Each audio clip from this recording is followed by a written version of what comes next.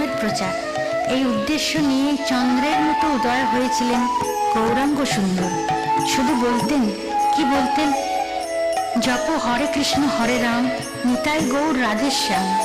নাম ভজ নাম চিন্ত নাম করসার, কলিযুগে নাম বিনা গতি নাই আর।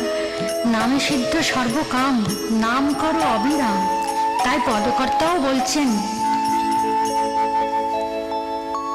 ভজ নিতাই গৌর রাধে শ্যাম, জপ হরে কৃষ্ণ রাম, নিতাই গৌর রাধে শ্যাম। জপ হরে কৃষ্ণ রাম, ওই নাম মুখে বলো